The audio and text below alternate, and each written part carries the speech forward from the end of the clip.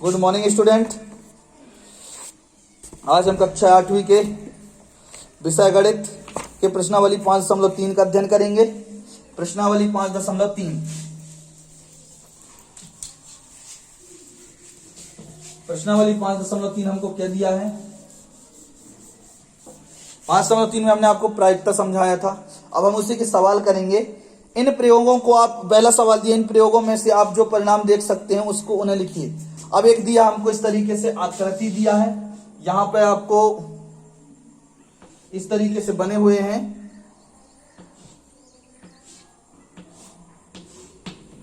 Clear है? इस तरीके से बना हुआ है। यहां पर ए है, बी सी डी, ये है ए बी सी डी।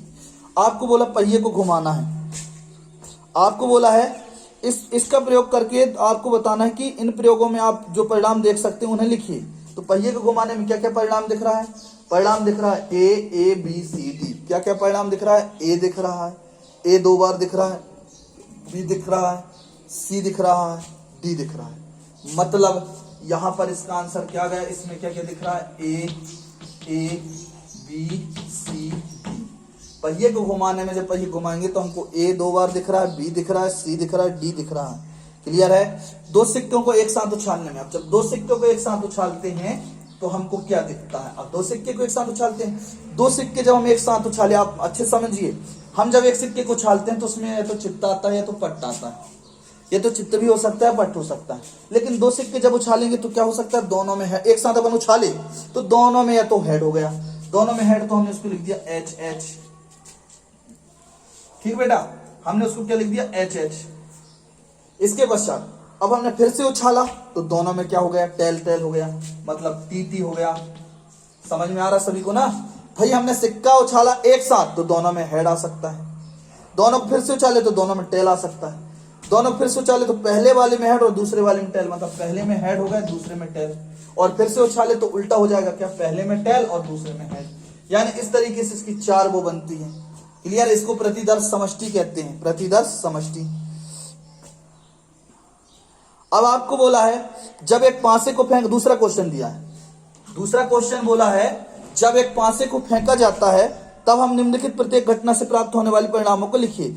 एक आभास संख्या, पहले पासे की बात करते हैं, पासे में पहले चलते हैं प्रतिदर्श समष्टि, प्रतिदर्श समष्टि। इसके आधार पर हम लिखते चलेंगे ना। पहले आप इसको समझिए, प्रतिदर्श समष्टि क्या होता है? पासा। पासा बताइए क्या क्या होता है? पासा, पासा में होते हैं हमारे 1 2 3 4 5 6। पासे में हमारे 1 से लेकर 6 तक के अंक होते हैं। पासा मतलब समझते हैं ना, लूडो। लूडो में हमारे कहां तक के अंक होते हैं? 6 तक के अंक होते हैं। कहां तक के अंक होते हैं? 6 तक के। क्लियर है बेटा? पासे में हमारे 6 तक के अंक होते हैं। सबको समझ में आ रहा है ना? तो पासे में हमारे 6 तक के अंक होते हैं, तो हमारे अंक है 1 2 3 4 5 6 अंक होते हैं। इसमें से हमको बताना है एक आभास संख्या। अब इसमें से आभास संख्या, इसमें से आभास संख्या क्या होती है? आभाज्य मतलब वह संख्या जिसमें स्वयं के अलावा किसी और का भाग नहीं जाता, स्वयं के अलावा किसी और का भाग नहीं जाता।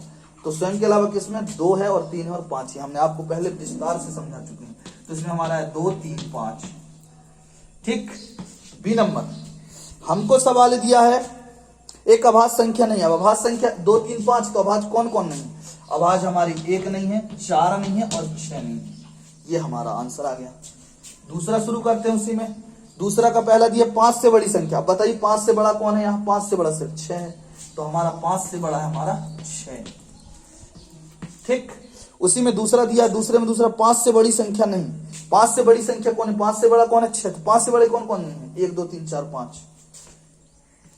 1 2 3 4। 5 से बड़े कौन कौन नहीं? 1 से लेकर 1 2 3 4 ना।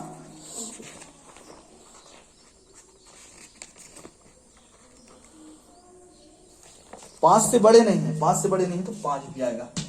ये हो गया हमारा दूसरा आंसर। क्लियर बेटा? समझ में आ रहा है? आगे चलते हैं। ज्ञात करना है। अब हमको ज्ञात करना है। ठीक है। हमको लिखा है एक सूचक में डी रुकने की प्रायिकता। अभी जो हम किए थे इसमें से डी रुकने की प्रायिकता, तो इसको यहां तक समझ में आ गया। इसमें से मैं आपको समझाता हूं सी नंबर, आप बाकी करना। सी नंबर समझेंगे, तीसरे का सी नंबर करेंगे हम। तीसरे का सी नंबर दिया है। सबसे पहले हमने लिखा प्रतिदर्श समष्टि, प्रतिदर्श समष्टि। हाँ, प्रतिदर्श समष्टि लिखेंगे तो इसके लिए हम चलते हैं क्या, तीसरा नंबर, एक लाल सेव प्राप्त करने की प्रायिकता ज्ञात करना। तो लाल सेव चित्र से ज्ञात करना है। तो चित्र में क्या क्या है पहले वो लिखते हैं। चित्र में हमारा जी है, आर है, आर है, जी और आर है, फिर R G R G R G R G, ये हमको दिया है आर जी इतने दिए हैं, जिसमें हमको आर कितने बार दिए हैं, 4 बार, और जी दिए 3 बार। आर हमको दिए 4 बार और जी हमको दिए 3 बार। हमको इसमें ज्ञात करना है डी की प्रायिकता। एक लाल सेव, लाल मतलब रेड, आर मतलब रेड वाला प्रायिकता ज्ञात करना है। ठीक है, हमारे सेव दो तरीके, ग्रीन हरा है मतलब पका नहीं वो, और रेड है मतलब पक गया। ठीक, तो पके वाली प्रायिकता ज्ञात करना है। तो सबसे पहले हमने प्रतिदर्श समष्टि, प्रतिदर्श समष्टि में जो होता है उसको लिखते हैं। क्लियर। फिर हमने लिखा घटना में कुल परिणामों की संख्या, घटना में कुल परिणामों की संख्या बराबर घटना में कुल परिणाम, इसको गिनना है। प्रतिदर्श समष्टि बहुत सरल चीज है ये, मतलब जो प्रायिकता ज्ञात कर रहे हैं। 1 2 3 4 5 6 7 कितने हैं टोटल, टोटल है हमारा 7। अब हम सवाल में, अब मेन टॉपिक में आते हैं। हमारा सवाल बोला है लाल सेव प्राप्त करने की प्रायिकता, तो हमने लिख दिया लाल सेव प्राप्त करने की प्रायिकता, लाल सेव प्राप्त करने की प्रायिकता। अब लाल सेव मतलब कौन होता है, रेड। रेड कितने बार लिखते चलिए, यहाँ आर ये है, आर ये है, आर ये है, और आर ये वाला है। ठीक है, तो आर हमारे ये है। अब घटना में कुल परिणामों की संख्या कितने, कुल परिणाम कितने यहाँ पर 1 2, घटना में कुल, यहाँ पर घटना में कुल परिणामों की संख्या मतलब कुल परिणामों की संख्या बराबर, गिनिए 1 2 3 4 कितने हैं 4, तो हमने यहाँ लिख दिया 4। क्लियर बेटा, समझ में आया सभी को। आगे चलते हैं। अब यहाँ पर सूत्र लगाते हैं प्रायिकता का। प्रायिकता का सूत्र होता है प्रायिकता बराबर अनुकूल परिणामों की संख्या, अनुकूल परिणामों की संख्या बटे अनुकूल परिणामों की संख्या बटे कुल परिणामों की संख्या।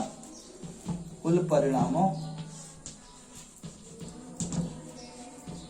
अनुकूल परिणाम कितने हैं, यहां पर अनुकूल लिखते हैं बेटा, सॉरी गलती हो गई थी, यहां पर लिख देंगे अनुकूल परिणामों की संख्या।